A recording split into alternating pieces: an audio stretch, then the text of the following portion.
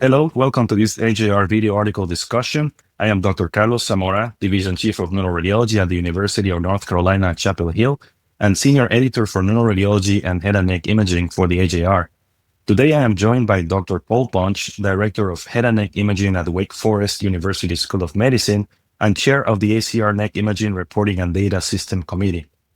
Dr. Bunch is the lead author of the new ACR NI-RADS MRI version 2025, which brings the NI-RADS system to MRI for post-treatment head and neck cancer imaging. Paul, we appreciate you being here today. Thank you so much for joining us. Yeah, thank you for having me. I'm excited to have the opportunity. To start, could you tell us a little bit about your background, how you became interested in head and neck imaging, and what eventually led you to become involved with the NI-RADS committee? So when I was a radiology resident at Brigham and Women's Hospital, I was trying to figure out what to do with my fourth year. Wasn't sure what career path I would take. And in that third year of residency, we all rotate at the Massachusetts Eye and Ear Infirmary for 2 weeks. And it was kind of this aha moment for me. It was getting to work with people like Dr. Hugh Curtin, Dr. Amy Giuliano, Dr. Hillary Kelly. It was just amazing to me what they were able to do and how well they could do it. And I said, this is what I want to do. Do it as close to how they do it as I possibly can. So that was sort of the moment, and that led to my training path. And then jumping forward to NI-RADS, I had good fortune of getting to work with Dr. Ashley Aiken through a few societies like the ASHNR, the ASNR.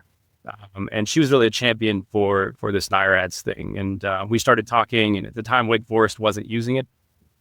And she was kind of interested in trying to boost the uptake, boost the implementation, the adoption out in the world. And so she kind of mentored us through that process. And so we implemented it for CT, I think back around 2020, a little bit before that. And kind of that's how I got involved with the NI-RADS committee and stayed involved, and eventually had the opportunity to chair that group. So you hear about all those names during training, and it's just so fortunate that you had the chance of learning directly from stars in the field. So for viewers who may not do a lot of neck cancer reporting every day, could you perhaps briefly describe what NI-RADS is and why the committee felt that there was a need for an MRI specific version? So NI-RAD, like many of the RAD systems, is intended to make things clearer and easier, both for the radiologist user as well as for the referring physician reading the report, and for, in reality, many patients these days also reading the report.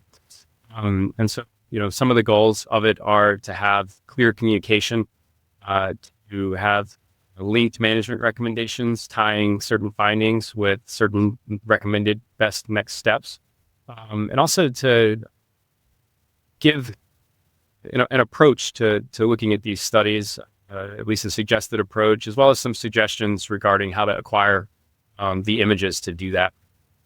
So kind of stepping back a little bit. So the NI-RADS initial version was proposed out of the Emory group led by Dr. Aiken, and a version endorsed by the ACR, multi-institutional and multidisciplinary, was published as a white paper in 2018. And that version really focused on CT and FDG PET-CT. And there was nothing in that to say you couldn't apply those principles to MRI. And there's language in that white paper that says you can do precisely that. But it didn't have any MRI-specific guidelines, information, recommendations. And since that time, there was uptake out in the community, including by groups not involved with the ACR, who did some research looking specifically at the value of T2 signal and at the value of diffusion-weighted signal, largely in comparison either to the original tumor or just more generically if it exhibits low diffusivity, and if it exhibits intermediate to low T2 signal, those are features generally more likely to represent cancer. And so the group kind of staying in the loop regarding this research, staying up to date on it, felt like there would be value in building on that and developing a version of this specifically targeted to MRI. So kind of the two key pieces, I think, that are, it's intended to be more similar to the NI-RADS CT and FDG PET-CT for a reason. Familiar with that, this shouldn't be a major change. Most of it is the same framework and the same principles, but It incorporates the T2 signal, the DWI signal, as well as the contrast enhancement characteristics. Generally, just the more closely those match the original tumor, the more suspicious that finding should be viewed for possible recurrence, because as a general principle, the recurrences tend to look a lot like the original tumors.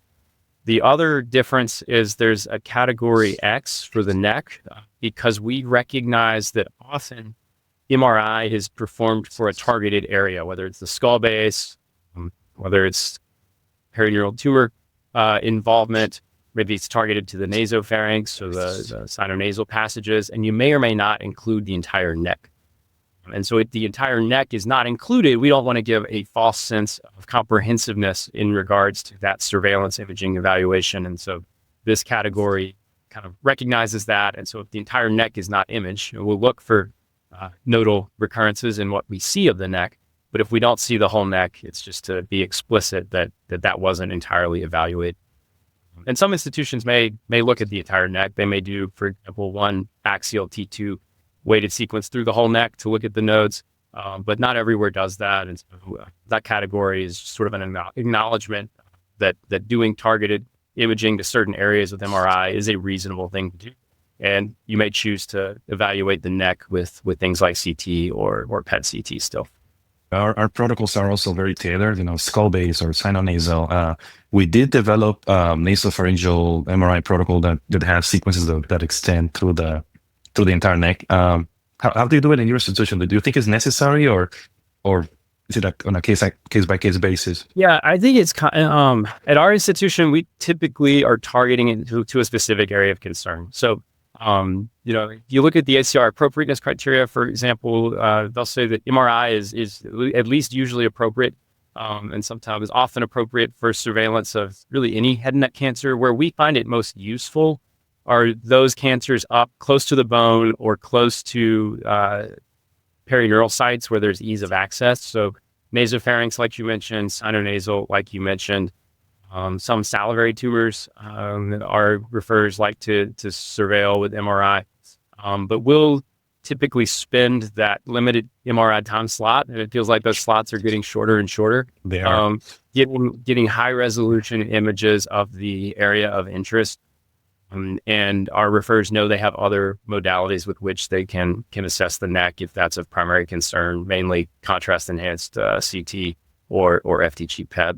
And it seems like you already have several years of experience using NI-RADS at your institution. Have you adopted the new MRI NI-RADS already? We have, and so kind of I can tell, maybe it'd be useful for viewers to hear a little bit of the implementation story, because I think uptake is slowly kind of trending up, but I think many places when I travel or lecture and kind of poll the audience, many places still are not using. And so kind of the way it started at Wake Forest, it was actually a question from some of our clinical colleagues at the Multidisciplinary Tumor Board of, hey, are you familiar with this NI-RADS thing? And is it something that we might benefit from? And yes, I'm very familiar with it.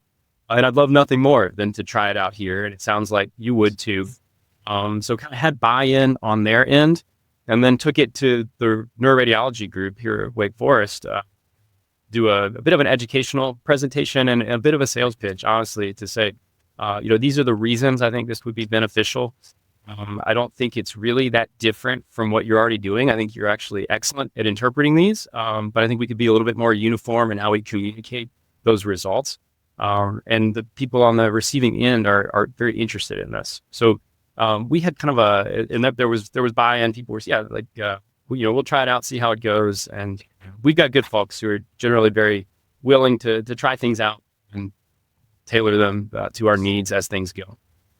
So we did sort of a 3-month kind of optional but encouraged adoption, and did some pre and post surveys as well as data mining to see how often was it actually used. And in summary, both the neuroradiologists vast majority really liked it. They didn't think it was too much effort to adopt, and they thought the effort that was required was worthwhile. And on the referring physician side, I think there was unanimous, strongly agree for a few of the questions, which is uncommon in today's age to get everybody to agree to a single thing. but that the numeric scoring system Mhm. for level of suspicion was valuable, and that those linked management recommendations were valuable. One of those was 100% referring respondents strongly agreed, and the other was all but one, I think. And the results of that are summarized in a laryngoscope paper. So that's sort of the CT piece. And so then it was a similar model with MRI that we followed, though it was the salesmanship was quite a bit less because everybody was familiar with it and was quite happy. But we did a kind of a similar thing, and now we're using it. Our trainees are gaining experience with it and comfort, and I think it really the template that we have is a little bit modified from that on the ACR website, fit local preferences and needs. I find that it's much more ready to sign off on in the vast majority of cases than our standard like NET-CT template or skull-based MRI template, which requires a lot of reworking in these post-treatment patients. So the last point I'll make, and I think this is something reasonable people can disagree on, but it's a personal opinion. I think pulling from the field of implementation science a little bit, there's this concept of adaptation and context.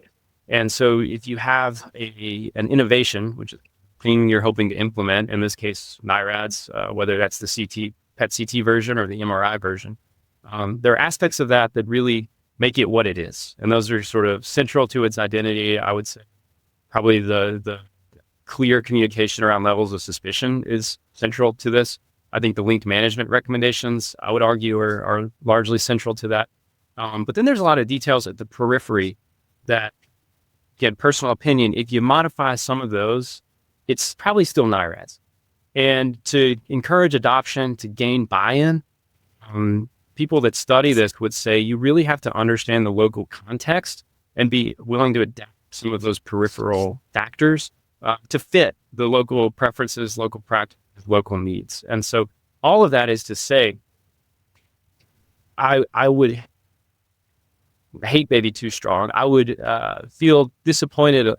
Folks thought that this would be something that could work for them, but they were like, we can never adopt it because there's this one piece that's peripheral to it, doesn't fit with our local practice. And so we're going to miss out on all of the good for the communication and the clearness of recommendations that might come with that. So concrete examples in our practice of things that I think are really minor that we adapted.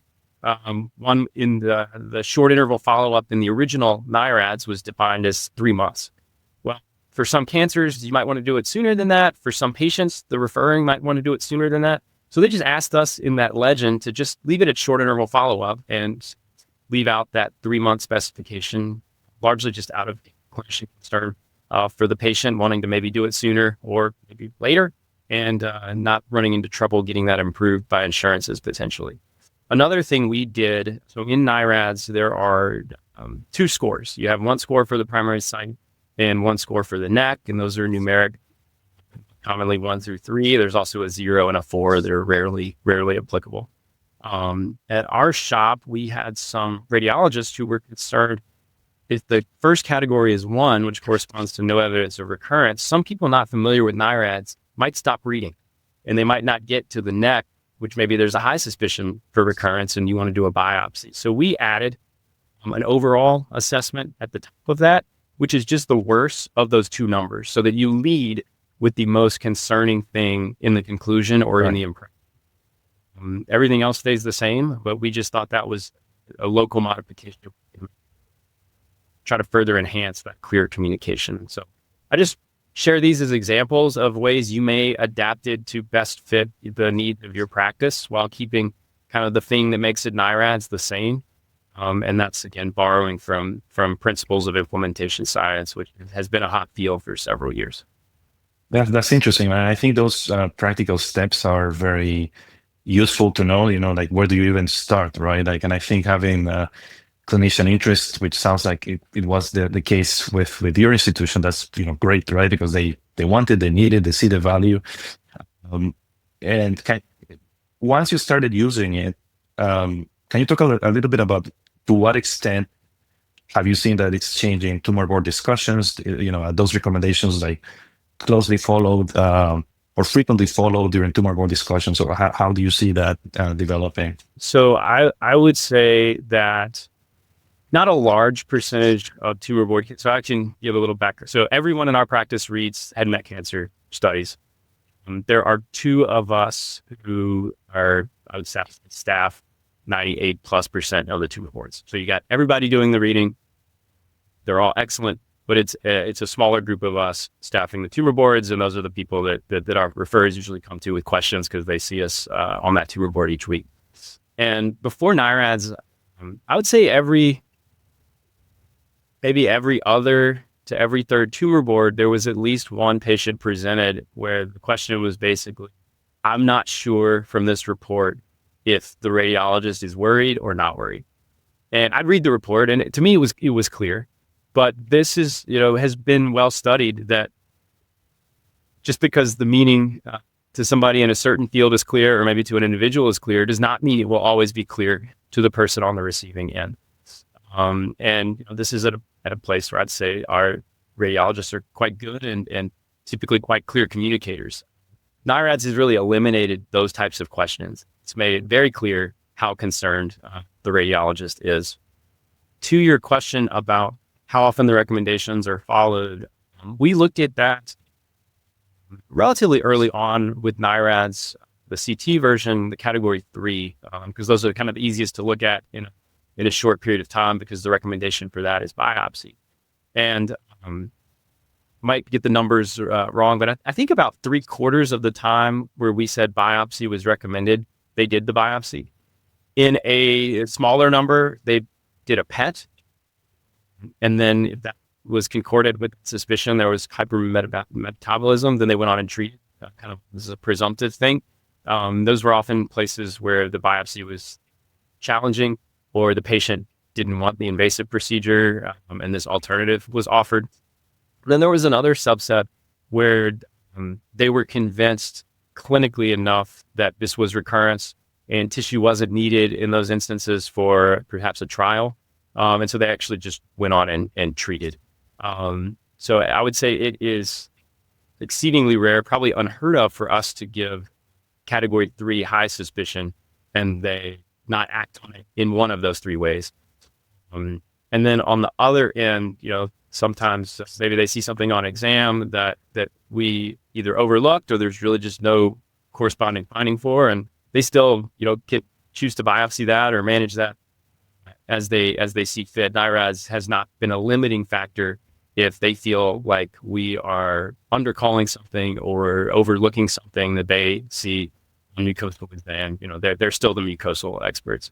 In the paper, you also highlight several areas such as MR perfusion, radiomics, PET MRI, that are not part of this version. You talk Right. about circulating biomarkers. Are any of these you think, which of these you think might be the most promising for possible inclusion in a future NI-RADS version? Yeah, I think there's a lot of exciting stuff happening out there on the research front. And going back a little bit to that implementation science discussion and the adaptation, I would want to clarify all of that I'm describing in the context of clinical implementation, practical day-to-day clinical use. If we're talking about a prospective registry or research related to NI-RADS, then I think we really want to be using the standard kind of ACR endorsed version to eliminate any heterogeneity there. Looking at some of the things that people are doing or that we expect people will do in the future, I think the circulating tumor DNA is quite exciting. I think that may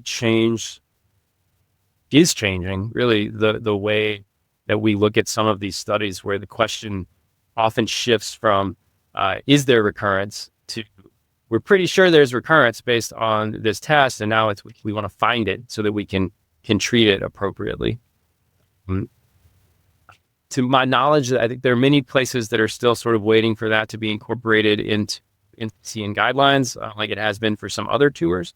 And then others are early adopters of that. And so we're sort of somewhere in between, where it seems to be used for some patients, but not all. So that's a place I'm really interested to see where it goes. Something that we did not discuss in this MRI paper, but is another exciting area where there may be future iterations down the road relates to ultrasound. There is a paper in AJNR led from the MD Anderson group with senior author Kim Lerner that looked at using ultrasound to further characterize nodes. Maybe they're identified on FDG PET as hypermetabolic. And so the question is, are they inflammatory? Are they likely cancer? And they report their experience using sort of ultrasound to direct. If it's suspicious on ultrasound, they'll go ahead and biopsy. Whereas if it's not, they may choose to watch that because in their hands, ultrasound is quite at differentiating abnormal from normal nodes. Probably a lot of room for institutional variation there, operator dependence, but that's an area that we're interested in watching as a committee. Well, now that you've led the NI-RADS committee through development of this new MRI version, what has been the most rewarding part of the process for you? I think for me, really, it's the working together as a team and accomplishing something bigger than what you would have ever been able to do as an individual, right? It's, this was really a group effort with a lot of strong leadership from recent past NI-RADS committee chairs like Dr. Ashley, again, Dr. Amy Giuliano, and kind of having the potential to put something out there for consideration, for implementation into practice that I think because it's coming from so many institutions, because it has the endorsement of the ACR, has the potential to be much more impactful than it would have been otherwise. And then just getting to meet a lot of really great people who have shared interest in the head and neck cancer space, and conversations that evolve from that and the projects that come out of that, and the future opportunities, both for those members, but also for our trainees and mentees. All of that is really what I find most rewarding about the participation in a lot of these societies and working on these group projects. Right. And speaking of trainees and mentees, do you have any advice that you could offer to early career radiologists who might be interested in contributing to such committees or structured reporting initiatives like this one? I'll just target fellows, just start somewhere specific. I think adding as many skills as you can during your fellowship is hugely beneficial. If you have the opportunity to learn how to add a skill, like for me, it was parathyroid CT in fellowship. I'm so glad I did that. And the more you can do coming out, the better positioned you're going to be for any sort of practice setting that you end up in. And I think the more stuff you can do that either people are intimidated by, don't like doing, don't want to do, that's where a lot of opportunities are. When it comes to society involvement, there often calls for volunteers and volunteer for some of these committees. The smaller regional societies or subspecialty societies are often great places to start. I'm involved with the Southeastern Radiological Society, and that was kind of a place that I got started. Another place is the ASHNR. It's quite a bit bigger, but it's still smaller than like the RSNA, the ACR, where things may be a little bit more crowded, especially for junior people. And don't be discouraged if the first time you volunteer, you don't get that opportunity. Persistence pays off. Get to know the chairs of some of these committees, express interest, kind of communicate what value you have to add and some of your successes. And eventually you'll get your shot. And when you do, knock it out of the park. If you can develop a reputation as somebody who gets things done well and on time, you'll be surprised how many opportunities you will find. And before long, you'll be redirecting some of those to your mentees and your trainees to try to sponsor folks and help them come along with you. And again, that's really a lot of where the fun and excitement lies for me in my practice. Yeah, for sure. And I think it's very fortunate that we have all these opportunities for early career radiologists and trainees alike. This has been a great discussion, Paul. I really want to thank you for sharing your insights and for leading the development of this new version of the NI-RADS for MRI. We really appreciate you taking the time to join us. And to our viewers also, thank you for joining us for this AJR video articles discussion. We'll see you next time. Thanks for having me.